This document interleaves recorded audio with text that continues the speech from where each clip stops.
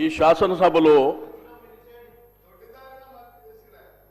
Speaker గారు అనేది ఒక రాజకీయ ఒక పార్టీకి సంబంధించి కాదు అధ్యక్ష, మా అందరికీ స్పీకర్ మీరు. అందుకే మీకు మైక్ ఇచ్చాను. నేను చెప్పాను తినండి సార్, నేను చెప్పినాక మాట్లాడండి.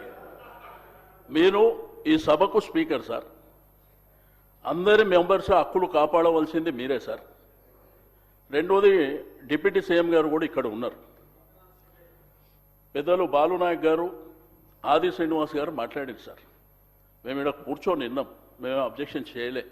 మేము మధ్యలో మైక్ అడిగి ఏదో ఆయన మాట్లాడుతుంది తప్పు అనేటువంటిది మేము చెప్పలేదు సార్. ఇప్పుడు మా వరకు వచ్చినప్పుడు గవర్నర్కు ధన్యవాదాలు చెప్పే తీర్మానం ప్రకారము మా సభ్యుడికి అవకాశం వచ్చింది సార్. ఇప్పుడు రిప్లై చెప్పేటువంటి అధికారం ముఖ్యమంత్రి గారికి లేకపోతే డిప్యూటీ సీఎం గారికి ఉంది. కాబట్టి మా సభ్యులు చెప్పినటువంటిది మీరు దయచేసి వినాలి.